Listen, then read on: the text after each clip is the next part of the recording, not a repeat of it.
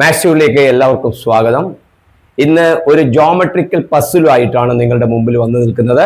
Question വേറൊന്നുമല്ല, അതായത് ഒരു ട്രയാങ്കിൾ ഉണ്ട്. ട്രയാങ്കിളിന്റെ ഒരു സൈഡ് ഡയമീറ്റർ ആയിക്കൊണ്ടുള്ള ഒരു സെമി സർക്കിള് ഈ ട്രയാങ്കിളിൽ ഇൻസ്ക്രൈബ് ചെയ്തിട്ടുണ്ട്.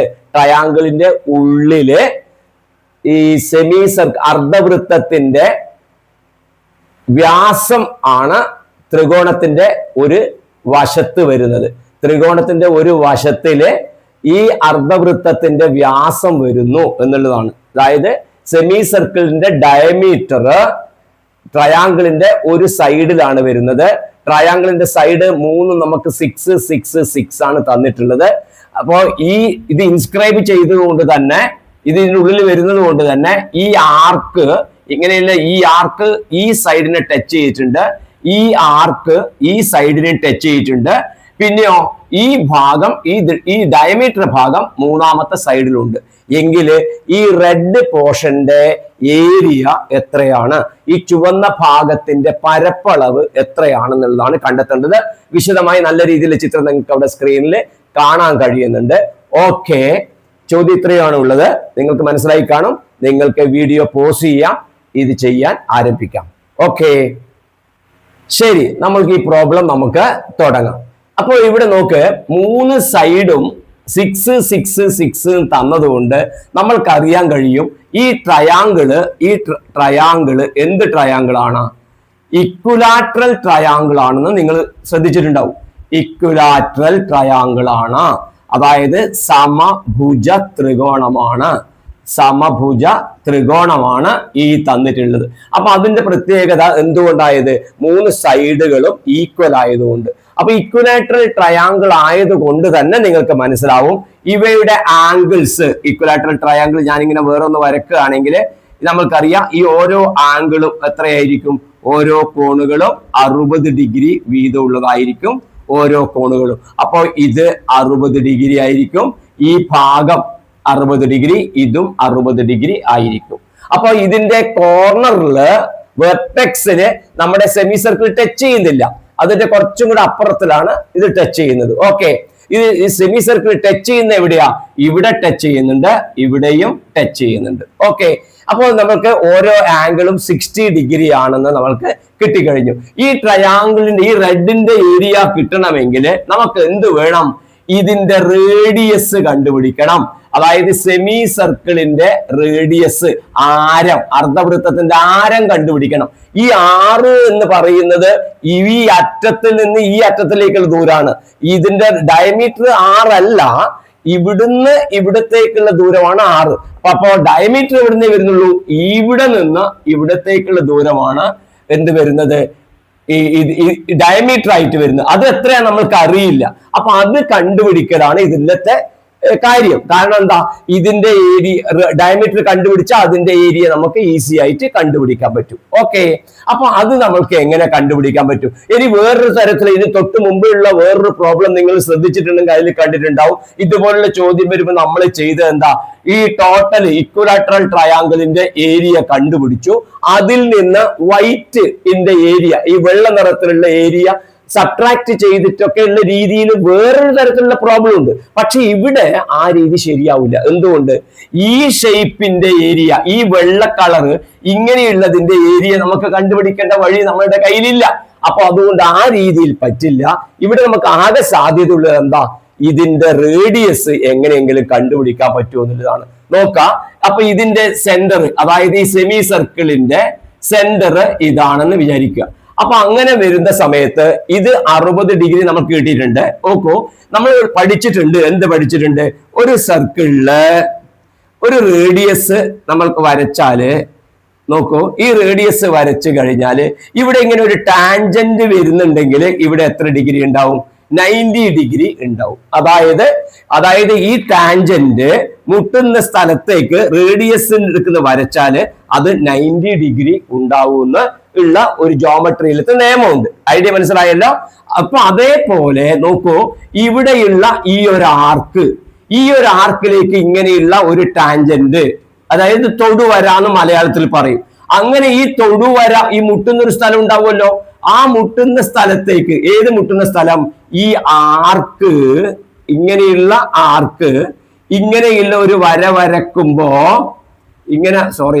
ഇങ്ങനെയുള്ള ഒരു വര വരച്ച് കഴിഞ്ഞാൽ ഇതൊരു മുട്ടുന്ന ഒരു സ്ഥലം ഉണ്ടാവുമല്ലോ, അവിടെ നിന്ന് റേഡിയസിലേക്ക്, അതായത് സെന്ററിലേക്ക് വരക്കുന്ന റേഡിയസ് ഉണ്ടാവില്ലേ, ഇങ്ങനെ ഉണ്ടാവുമ്പോ ഈ റേഡിയസും ഈ ആരവും ഈ തൊടുവരയും തമ്മിൽ ഉണ്ടാക്കുന്നത് 90 ഡിഗ്രിയാണ്. അതായത് ഈ റേഡിയസും ഈ ടാൻജന്റും തമ്മിൽ ഉണ്ടാക്കുന്ന ആംഗിൾ 90 ഡിഗ്രിയാണ് അർത്ഥം. അങ്ങനെയുള്ള ഒരു തിയറി ഉണ്ട്. അപ്പൊ അങ്ങനെ വരുന്ന സമയത്ത് ഇവിടെ നമുക്ക് എന്ത് കണ്ടെത്താൻ പറ്റും, ഈ സെമി സർക്കിള്, അതായത് ഈ ആർക്ക്, ഈ ഭാഗം ഇവിടെ മുട്ടുന്നത് ഇവിടെയാണ്.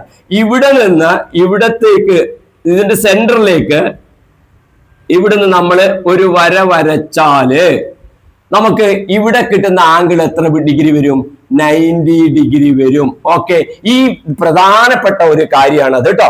അതായത് ഈ ലൈൻ ഈ ആർക്കിന്റെ ഈ ഭാഗത്തിലേക്ക് മുട്ടുന്ന സ്ഥലത്തേക്ക് സെന്ററിൽ നിന്ന് വരക്കുന്ന ലൈന് പെർപെൻഡിക്കുലർ ആയിരിക്കും. അപ്പോൾ ഇത് 90 ഡിഗ്രി ആയിട്ട് ഇത് വരും. നോക്കൂ, ഈ ആംഗിൾ എത്ര വരും, ഇവിടെയുള്ള ആംഗിൾ ഞാൻ ഇതിനെ മാറ്റി വേറൊരു തരത്തിൽ വരക്കാം. എങ്ങനെയാണ് വരുന്നത്, ഇങ്ങനെയുള്ള ഒരു വര, പിന്നെ ഇങ്ങനെയുള്ള ടാൻജന്റിന്റെ ഒരു ഭാഗം, അവിടുന്ന് ഇവിടത്തേക്ക് 90 ഡിഗ്രി വരുന്നത് നോക്കിക്കോളൂ.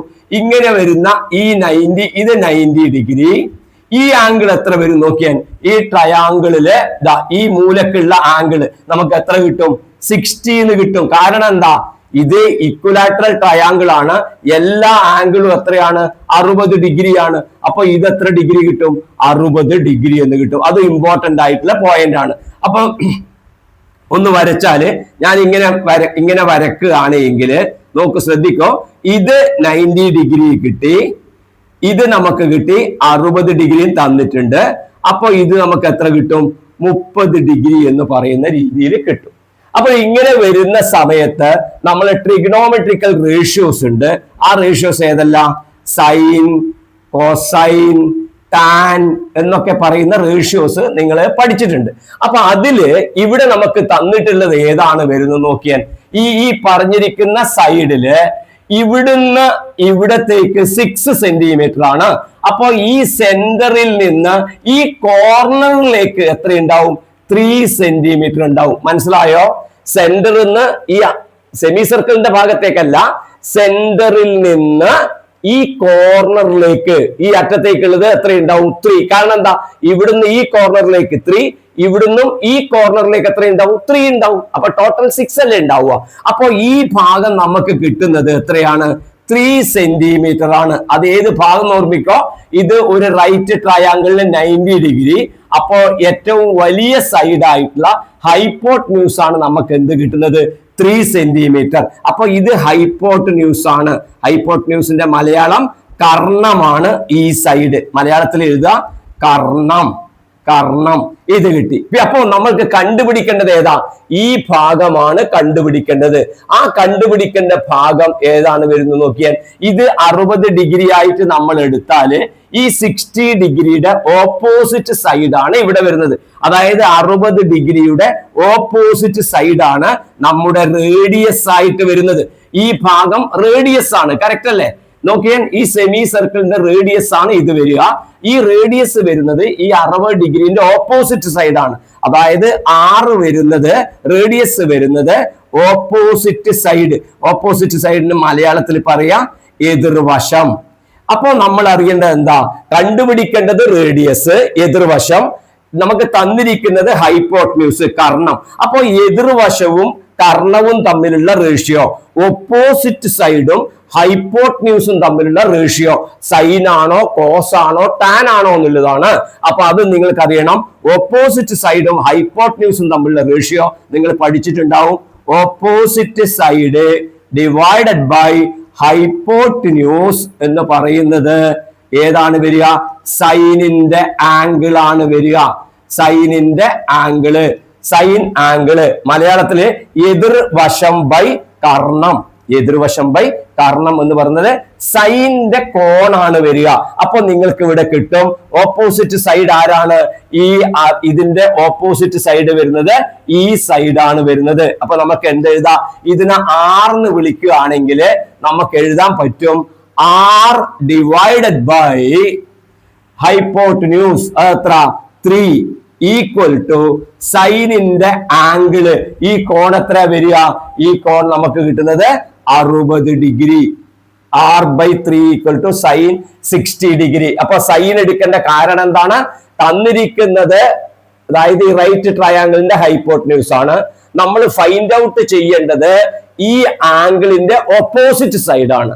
അപ്പൊ ഓപ്പോസിറ്റ് ഹൈപ്പോട്ടന്യൂസ് വരുന്നതാണ് സൈൻ. കോസൈൻ എന്ന് പറഞ്ഞാൽ അഡ്ജസന്റ് സൈഡ് ബൈ ഹൈപ്പോട്ടന്യൂസ്, സമീപവശം ബൈ കർണം എന്ന് മലയാളത്തിൽ പറയും. ഓക്കെ, അപ്പൊ ഈ സൈൻ 60ന്റെ വാല്യൂ r/3 ഈക്വൽ ടു നമുക്ക് എഴുതാൻ പറ്റും √3/2 ആണ്. r/3 ഈക്വൽ ടു സൈൻ 60ന്റെ വാല്യൂ നമുക്ക് ടേബിളിൽ നിന്ന് നമ്മൾ പഠിച്ചിട്ടുണ്ട് √3/2. അപ്പൊ നമുക്ക് r എന്ത് കിട്ടും നോക്കിയാൽ. അപ്പൊ r ഈക്വൽ ടു നമുക്ക് എന്ത് കിട്ടും? ഇതാ ഈ /3 പോവാൻ ഇവിടെയും 3 കൊണ്ട് മൾട്ടിപ്ലൈ ചെയ്യുക, ഇവിടെയും 3 കൊണ്ട് മൾട്ടിപ്ലൈ ചെയ്താൽ മതി. അപ്പൊ നമുക്ക് എന്ത് കിട്ടും? √3/2 ഇൻറ്റു 3 എന്ന് വരും 6. അപ്പൊ അതിനെ നമുക്ക് സിംപ്ലിഫൈ എഴുതിയാല് 3√3 ഡിവൈഡഡ് ബൈ 2 എന്ന് കിട്ടും. റേഡിയസ് 3√3/2 എന്ന് കിട്ടും. ഓക്കെ, അപ്പോൾ ഇവിടെ എന്തൊക്കെയാണ് അറിയുന്നത്? ഇവിടെ ഇങ്ങനെ വരക്കുമ്പോൾ ഒരു റൈറ്റ് ട്രയാങ്കിൾ ഉണ്ടാവും എന്നറിയണം. ഇതിന്റെ ആംഗിൾ 60 ഡിഗ്രി ആണെന്ന് അറിയണം. അപ്പോൾ ട്രിഗണോമെട്രിയിലെ ഏത് റേഷ്യോ ഇവിടെ യൂസ് ചെയ്യും ഉപയോഗിക്കുന്നുള്ളത് അറിയണം. അങ്ങനെ വരുന്ന സമയത്താണ് നമുക്ക് എന്ത് കിട്ടുന്നത്? റേഡിയസ്, ഈ ദൂരം നമുക്ക് കിട്ടും എത്ര? 3√3/2. ഇനി എന്താ വേണ്ടത്?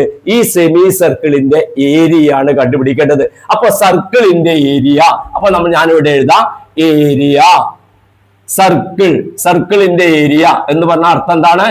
വൃത്തത്തിന്റെ പരപ്പളവ്. വൃത്ത പരപ്പളവ്. അതെന്താണ് അതിന്റെ ഫോർമുല? πr² ആണ്. വൃത്ത പരപ്പളവ് എന്ന് പറഞ്ഞാൽ വൃത്തം ഫുള്ളായിട്ടുള്ള പരപ്പളവിന്റെ നമുക്ക് എത്ര കിട്ടുന്നത്? πr² കിട്ടുന്നത്. നമ്മൾക്ക് വേണ്ടുന്നത് എന്താ? സർക്കിൾ ഫുള്ള് വേണ്ട, അതിന്റെ പകുതി മതി. അപ്പൊ നമുക്ക് ഇതിന്റെ പകുതി ഉണ്ടാവുമ്പം അതിന്റെ ഏരിയ എന്താ വരിക? സെമി സർക്കിളിന്റെ ഏരിയ എത്ര കിട്ടും നമുക്ക്? ഈ πr² ഹാഫ്, πr²/2 കണ്ടുപിടിച്ചാൽ മതി. Semi circle πr²/2. അപ്പൊ ഇവിടെ r എത്രയാണ്? 3√3/2 ആണ്. അപ്പൊ നമുക്ക് എഴുതാം π × 3√3/2 the whole square divided by 2. Okay, πr² പകരം ഇത്ര എഴുതി. അപ്പൊ നമുക്ക് എന്ത് കിട്ടും നോക്കിക്കോളൂ. π × 3√3 the whole square. അപ്പൊ ഞാൻ അതിനെ വേറെ തന്നെ എഴുതിത്തരാം. 3√3² എന്ന് പറയുമ്പോൾ നമുക്ക് കിട്ടും 3² ഇൻറ്റു √3². 3² നമുക്ക് കിട്ടും 9 ഇൻറ്റു √3² അല്ലെങ്കിൽ 3 എന്ന് കിട്ടും. 9 × 3 നമുക്ക് കിട്ടും 27. അപ്പോ ഇത് നമുക്ക് എഴുതാം π × 27/2 ഉണ്ട്. ഇവിടെ /2ന്റെ സ്ക്വയർ വേണം. അത് എത്ര കിട്ടും? /4 ഡിവൈഡഡ് ബൈ 2. അപ്പൊ നമ്മൾക്ക് ആൻസർ കിട്ടും. എത്ര കിട്ടി? π × 27/4 ഇൻറ്റു 1/2. അതാ നമുക്ക് ആൻസർ ലാസ്റ്റിൽ കിട്ടുക. 27π ഡിവൈഡഡ് ബൈ 4 × 2 എത്ര? 8. 27/8 π എന്ന് പറയുന്ന ആൻസർ കിട്ടും. അപ്പൊ ഇനി നിങ്ങൾക്ക് പൈയുടെ വാല്യൂ അപ്രോക്സിമേറ്റ് വാല്യൂ ആണ്, ഏകദേശ വിലയാണ്. 3.14 എന്നോ പൈയുടെ വാല്യൂ 22/7 എന്നോ അപ്രോക്സിമേറ്റ് ആയിട്ട് എടുത്തിട്ടും ഇതിന്റെ വാല്യൂ നമുക്ക് കണ്ടുപിടിക്കാം. അല്ലെങ്കിൽ ഇൻ പൈ നമ്മൾക്ക് വരുന്ന ആൻസർ എത്രയാണ് വരിക? 27/8 പൈ എന്ന് കിട്ടും.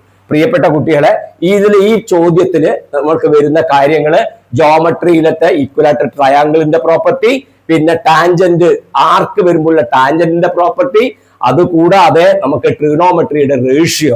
ഇനി ഇത് ട്രിഗണോമെട്രിയുടെ റേഷ്യോ ഉപയോഗിക്കാതെയും നമ്മൾക്ക് റിസൾട്ട് പഠിച്ചിട്ടുണ്ടെങ്കിൽ പറ്റും. അതായത് ഇവിടെ ആംഗിൾ വരുന്നത് 30 ഡിഗ്രി 60 ഡിഗ്രി 90 ഡിഗ്രി ആണ്. ഇവിടെ നമ്മളെ ആംഗിളിന്റെ റേഷ്യോ വരിക 30. അപ്പൊ അതിന്റെ സൈഡ് റേഷ്യോ 1:√3 √3 2 എന്ന് പറയുന്ന റിസൾട്ട് വരും. 1:√3:2 എന്ന് പറയും. ഈ ഐഡിയ വെച്ചിട്ടും നമ്മൾക്ക് എന്ത് കണ്ടുപിടിക്കാം? ഇതിന്റെ ആറിന്റെ വാല്യൂ നമുക്ക് കണ്ടുപിടിക്കാം. ഓക്കെ, നമുക്ക് ഇവിടെ തന്നിരിക്കുന്നത് 90 ഓപ്പോസിറ്റ് ആയിട്ടുള്ള സൈഡ് 3 ആണ് നമുക്ക് തന്നത്. അപ്പൊ ഈ 2ന് പകരം നമുക്ക് ഇവിടെ തന്നത് 3 ആണ്. 2 ആവുമ്പം ഇത് എത്ര വരും? 1 വരും. അപ്പൊ 3 ആവുമ്പം ഇത് എത്ര വരും? 3/2 വരും. അതായത് ഇതിന്റെ നേരെ പകുതിയാണ് ഇവിടെ വരിക. 90 ഡിഗ്രിയുടെ നേരെ പകുതിയാണ് 30 ഡിഗ്രിക്ക് ഓപ്പോസിറ്റിലെ സൈഡ് വരിക. 2 ആവുമ്പോൾ 1, 3 ആവുമ്പോൾ 3/2 വരും. അപ്പൊ ഈ 1 വരുമ്പോ ഇവിടെ വരുന്നത് √3 ആണ്. അപ്പൊ 3/2 വരുമ്പോ ഇവിടെ എത്ര വരും?